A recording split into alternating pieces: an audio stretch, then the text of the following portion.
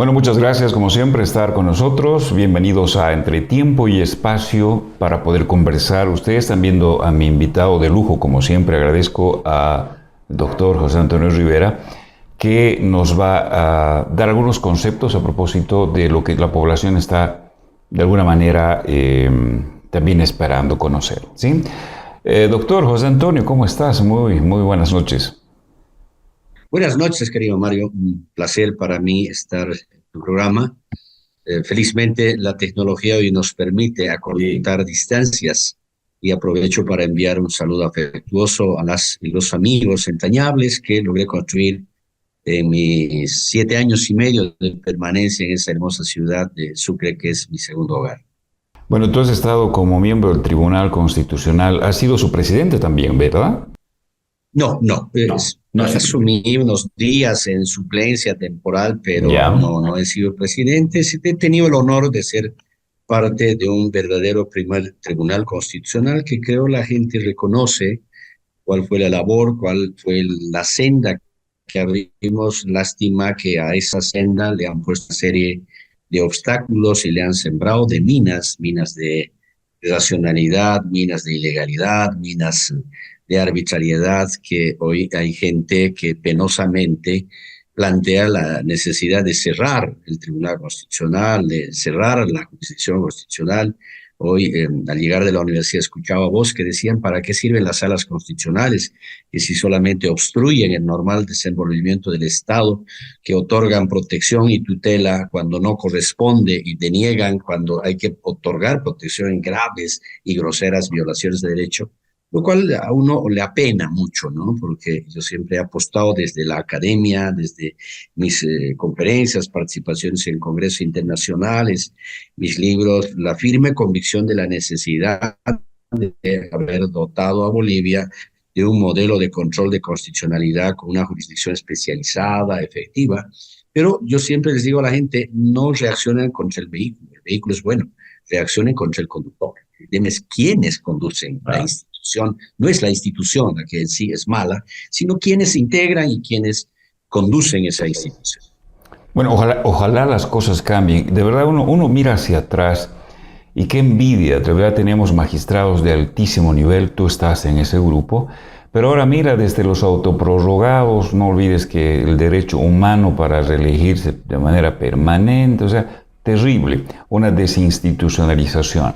Ahora, para entrar un poco en materia, querido José Antonio, ¿cómo ves el tema de las judiciales? Al final, al parecer, están paralizadas, al menos, no sé si eso va a tener ya la suspensión definitiva y que no habría elecciones judiciales, tal vez adelantándonos un poco. ¿Cómo ves tú el tema? Con mucha preocupación, pero esta es una crónica de una muerte anunciada, parafraseando a Gabriel García Márquez. Sabíamos desde el año pasado que no había una voluntad política y democrática en todos los actores políticos, pero principalmente en el gobierno, para llevar adelante las elecciones judiciales.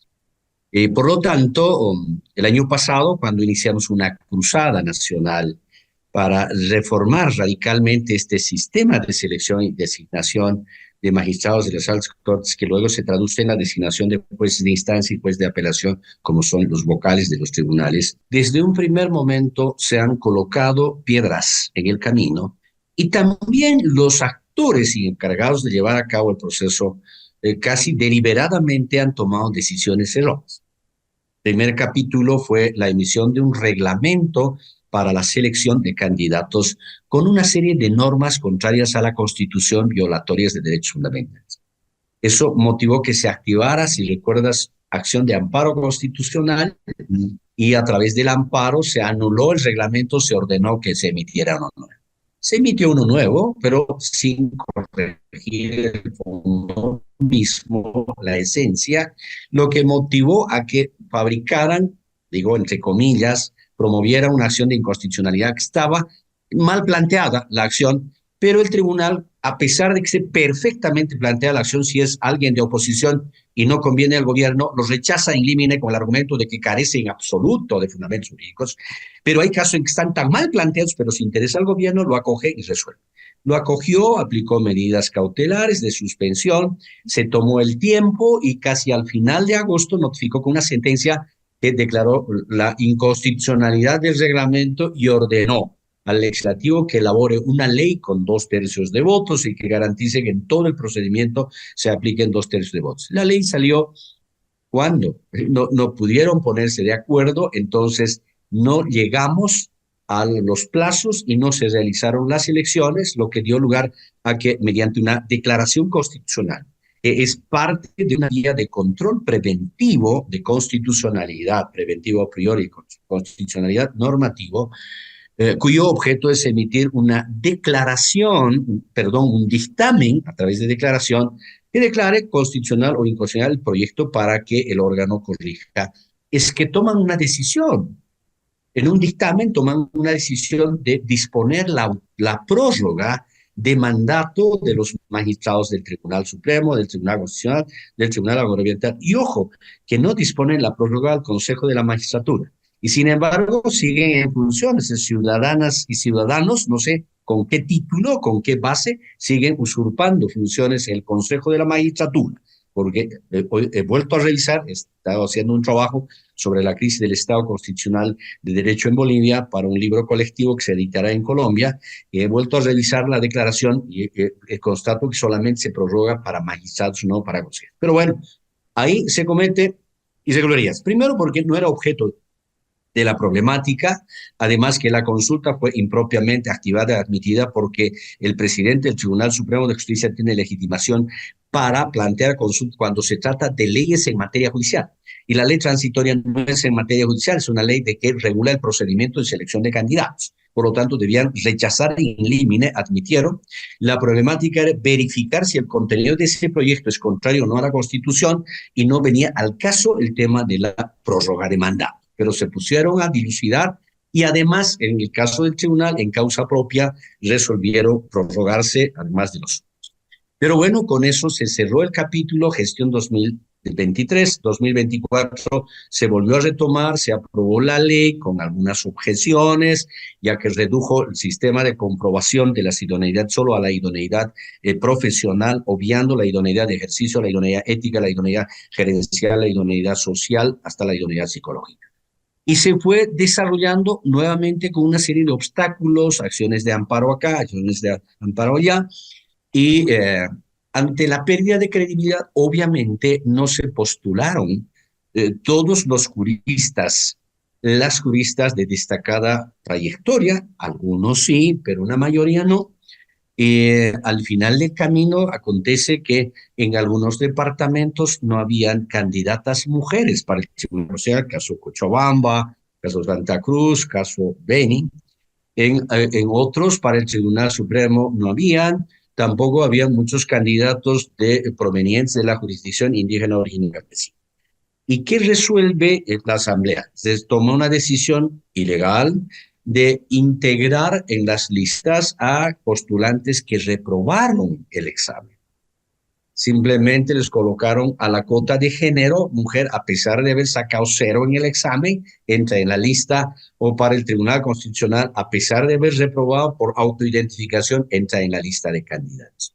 Esa nómina se mandó, el Tribunal Supremo Electoral, en vez de devolver y ordenar que se corrija, se cumpla con la ley, con la Constitución, decide organizar las elecciones. Se han introducido varios amparos, uno de ellos resuelto en Cobija, que es un trascendido, no conocemos el contenido, que aparentemente dispone la anulación del proceso.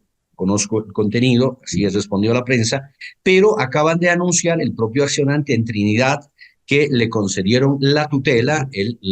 La Sala Constitucional ha ordenado que el Tribunal Supremo Electoral devuelva las listas a la Asamblea Legislativa, la plenaria de la Asamblea devuelva las listas a las comisiones para que vuelvan a elaborar las listas solo en base a los aprobados. De ser así, habrá departamentos donde existe un solo candidato, no habrá la equidad de género, con lo que definitivamente se ha hecho inviable. Pero además, la sola devolución impide que las elecciones se realicen el 1 de diciembre. Entonces tendrían que recordarse para el año. Recuérdese que de acuerdo a la ley 026, en un mismo año no pueden realizarse dos elecciones nacionales. Y al año tenemos las elecciones generales para presidente y vicepresidente, con lo que, digo, la crónica de muerte anunciada, no se realizarán las elecciones judiciales, no sé hasta cuándo. Y creo que sobre la base de ese cálculo, la Declaración Constitucional 0049-2023 determinó la autoprórroga hasta que se elijan y esas autoridades tomen posesión. Eso es sin plazo alguno de autoprórroga. Bueno, mira, gracias por todo lo que nos has venido diciendo, todo este camino tortuoso que se ha pasado, cómo el Tribunal Constitucional de todas maneras también se ha prestado a algunas cosas y el gobierno ha apelado precisamente a aquello. Pero hoy con contundencia tú lo has dicho, es poco probable, si no prácticamente descartada la posibilidad de que las elecciones judiciales se den este año y el próximo. O sea, eso queda claro. Definitivamente, yo creo que las elecciones judiciales con suerte se realizarán el 2026. Por lo tanto, una vez más, reitero, el mejor camino, que lo dijimos el año pasado, era optar por hacer una reforma parcial de la Constitución, modificar radicalmente el sistema de selección y designación. Definitivamente no es viable elegir por voto popular magistrados y magistradas. Tiene una infinidad de complicaciones como las que hemos vivido y estamos viviendo. Se hubiese reformado la Constitución, pero recuerda que desde el Ministerio de Justicia nos dijeron, ya no hay tiempo, no va a alcanzar el tiempo, que se tienen que realizar las elecciones judiciales, no se van a realizar las elecciones judiciales. De haber prosperado la iniciativa, a estas alturas estamos dotados de magistrados, magistradas, pero seleccionados, designados de los mejores juristas de destacada trayectoria. Hay algo importante que debemos decir, querido Mario.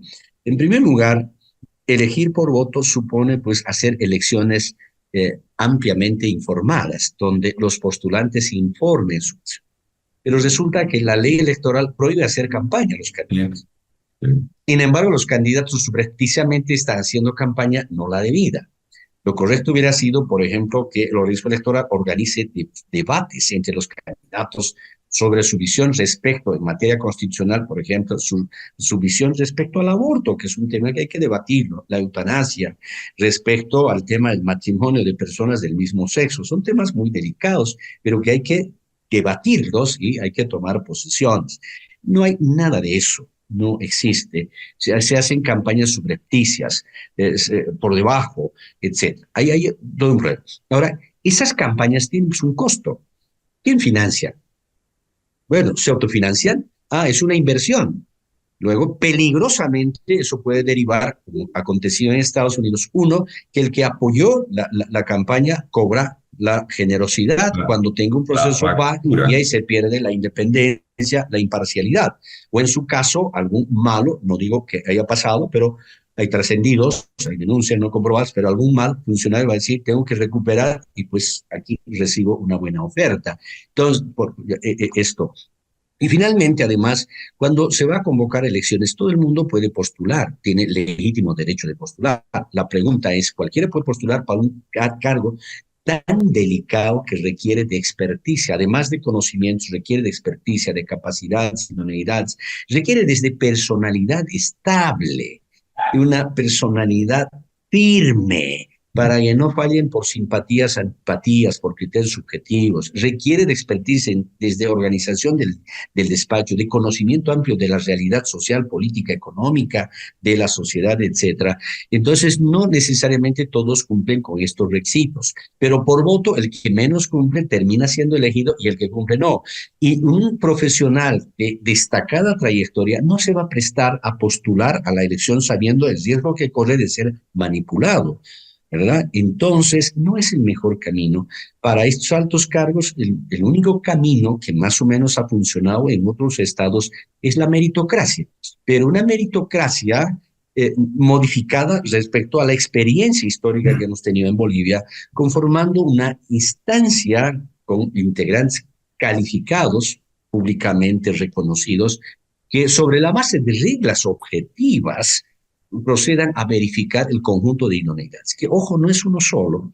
Esa es la distorsión, porque ahora se ha verificado la idoneidad profesional con un examen donde se le pregunta qué es el pluralismo jurídico, qué es la supremacía, por favor. Se entiende que eso sabe el postulante porque tiene incluso posgrado. Lo que se tiene que hacer es verificar la idoneidad de ejercicio entregando un expediente para que lo resuelva y evaluando diferentes criterios sobre ese papel, desde si es capaz de identificar con propiedad la problemática, si es capaz de formular una solución razonable y justa a la problemática, si maneja adecuadamente la interpretación y aplicación de las normas, si aplica bien los precedentes, si fundamenta y expone las razones jurídicas que justifiquen la decisión. Con eso se comprueba la idoneidad de ejercicio. La idoneidad psicológica es importante verificar aquello porque tenemos magistrados que hoy fallan por simpatías, antipatías. Ven una persona, aunque tenga la razón, le hacen perder porque tienen antipatía con él, ¿verdad? Muchos sufrimos de ello. Y luego la idoneidad ética. No es suficiente tener el mejor profesional. Yo pongo el ejemplo a mis alumnos, les digo, quiero designar un juez de familia. Tengo un profesional que ha escrito 50 libros en la materia, dictado cientos de conferencias, catedrático, maravilloso, pero que en su vida cotidiana ha enfrentado 3 divorcios, 4 demandas de asistencia familiar, 3 demandas de violencia intrafamiliar. ¿Es el más indicado para ser juez? No lo es, No, pues. porque no tiene idoneidad ética. Además de idoneidad profesional de ejercicio, tiene que tener idoneidad ética, no solo en el ejercicio de la profesión, en su vida cotidiana, tiene que desarrollarse con apego a los valores morales, principios éticos, de manera que tenga autoridad moral para juzgar. Porque de contrario no tiene autoridad moral. Entonces hay que comprobar esto, hay que comprobar la idoneidad gerencial de cómo organiza el despacho, cómo se relaciona con las partes, con su personal, y la idoneidad social política, porque no necesitamos jueces de mármol, necesitamos jueces de carne y hueso, que conozcan la realidad cultural, la realidad económica, la realidad social de esta Bolivia. Y eso supone verificación a través de expertos en la materia, con todo respeto y cariño a los diputados, senadores. No todos tienen, pues, experticia para hacer esta comprobación. Ahora, una vez que se haga esta comprobación, ya que se apruebe y se otorgue la legitimidad democrática indirecta, es otra cosa que el legislativo designe, pero de ternas estructuradas sobre la base de esta comprobación de las idoneidades, que es diferente. Pero bueno, la gente no quiere que sigamos con estas elecciones y ahí están los resultados lamentables que nos genera que lo más grave para esto es que un periodista me preguntó de los daños económicos de esta decisión. Le dije, no me pregunte eso. Ese definitivamente va a provocar daños económicos concretos, pero hay un daño mucho más grande que pone en riesgo el Estado constitucional de derecho, la democracia y además afecta a la inversión privada. Estamos en crisis, necesitamos inversión privada para reactivar el aparato productivo. Claro. Pero nadie va a invertir un céntimo si no hay seguridad jurídica. Sí, seguro. Bueno, ahora esto traspolando a lo que... Mira, todo lo que tú has dicho es verdad. Creo que la gente lo sabe. Y lo último que tú has mencionado, o sea, los que califican no son los más idóneos. Entonces, ¿cómo puede uno que no conoce mucho de ahí querer calificar? Ya que habría que poner otras instituciones, otra forma de hacer estas evaluaciones. Hay un reto muy grande. Y pasa lo mismo, yo decía, traspolando al tema de la elección del fiscal general de la República. Estamos a horas nada más de que aquello se cumpla, y ha pasado exactamente lo mismo, ayudando a uno, ayudando al otro, los de la estructura, ¿no es cierto?, que han desinstitucionalizado el órgano judicial, están metidos ahí, entonces es medio complicado. ¿Qué pasaría si no hay la decisión o el consenso, el acuerdo, la negociación, y no se designe al fiscal general del Estado? En este caso, ¿qué ocurre? ¿Cuál sería qué dice la ley al respecto?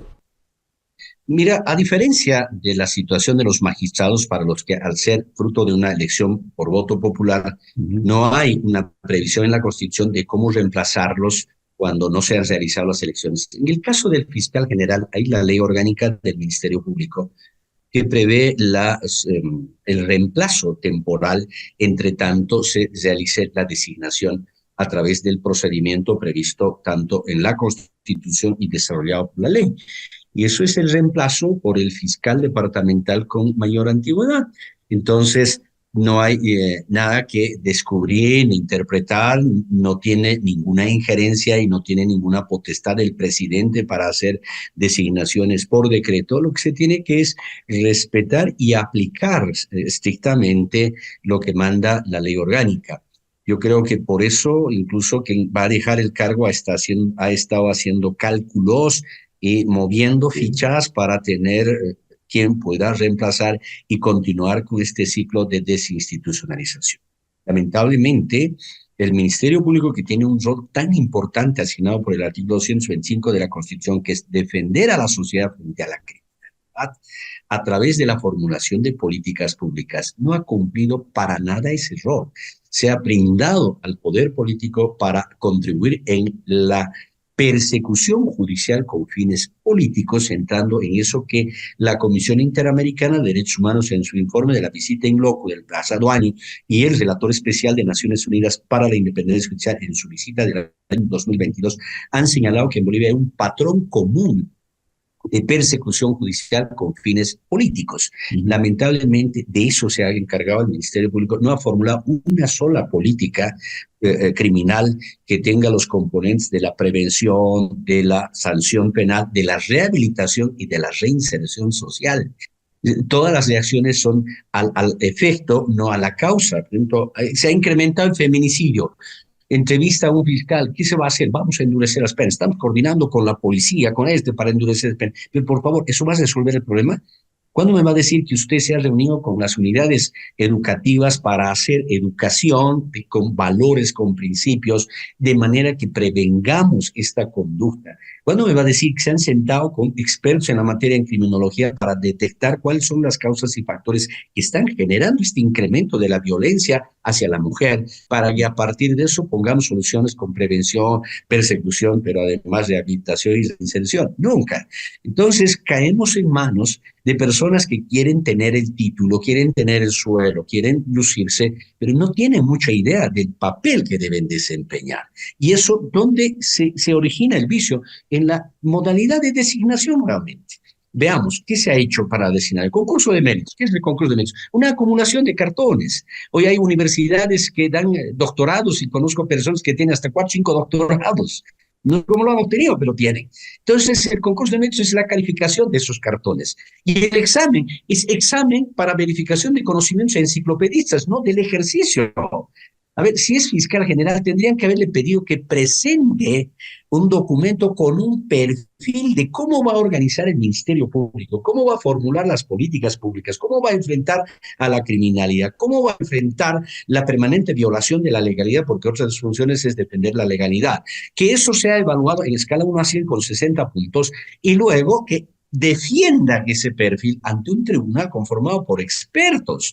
Y no hacerle preguntitas pasándole además la ayuda de memoria, lo que en la universidad llamamos el chanchurro. Vergonzoso además, vergonzoso. Esta modalidad es lo que tenemos con un Ministerio Público que está ahí perdido en el camino. Para puntualizar, o sea, el fiscal más antiguo en ejercicio actualmente es el que debería ser fiscal general del Estado si no se elige en la Asamblea, y el gobierno bajo ninguna circunstancia podría emitir un decreto, mucho menos. El fiscal departamental con mayor antigüedad, y el Ejecutivo no tiene por qué meter injerencia, porque no es potestad alguna del presidente realizar esa designación. Perfecto, muy bien. Gracias, querido José Antonio, por esos minutos. Sé que la próxima semana estás de viaje a hacer una exposición importante, un encuentro internacional. También coméntanos eso. Bueno, yo soy miembro del Consejo Asesor del Instituto Iberoamericano de Derecho Constitucional, que está constituido por constitucionalistas de toda Iberoamérica, que tiene su sede en México. Este año, en homenaje a los 200 años de la Constitución Federal de México, ha organizado el 16º Congreso Iberoamericano de Derecho Constitucional, que va a congregar aproximadamente a 480 constitucionalistas de Iberoamérica, incluido a Italia, Alemania, Francia. Evento al que he sido invitado con 2 calidades. Uno, soy miembro del comité académico que organiza el evento, y por otro lado soy un ponente. Voy a presentar precisamente, me han pedido presentar el tema de las elecciones judiciales y su incidencia en la democracia, porque México acaba de cometer el mismo error y adoptar la modalidad de elección, y a todos los jueces. Entonces voy a presentar, pero además estar en todo el proceso y tenemos la asamblea del Instituto Iberoamericano, de manera que voy a estar intensamente en actividades académicas, representando, por supuesto, a nuestro país, a mi universidad, la Universidad Mayor de San Simón, en la Ciudad de México. Muchas gracias, suerte, éxito. Siempre nos vas dando detalles importantes, recordando cosas. Esta pregunta puede tal vez sonarte hasta graciosa y absurda. ¿Tú no has pensado postularte? Pero personas como tú necesitamos en nuestras instituciones. No, creo, yo soy un convencido, eso aprendí de papá, que en la vida una sola vez hay que hacerlo. No Ya. intentar repetir, principalmente si uno lo hizo por lo menos regular. Y supongo que hice algo bueno, que recibo el cariño, el reconocimiento de la gente. Además, segundo, hay que dejar espacio para los jóvenes, para la Ya. gente nueva, que hay muy buena gente. Y yo creo que ya estoy cerrando un ciclo, ya la edad me obliga a tener que pasar a una otra faceta de la vida, más una vida privada junto a la familia. Obviamente sin dejar la pasión académica con algunas conferencias. Ya estoy pensando incluso en la jubilación en la universidad. Llevo 36 años de profesor. Creo que ha llegado el momento de pensar ya Ya en retirarse y otras dar esos cosas. pasos. Bien, bueno, un abrazo, saludos a la familia, bendiciones, que todo vaya bien y gracias como siempre por estar con nosotros. Gracias, igualmente un cariño, un abrazo para ti y para los amigos y amigas de SUPE y hasta cualquier otro. Hasta el momento. Gracias. Y a ustedes también en la sintonía de Entre Tiempo y Espacio. Se les quiere un montón. Chao.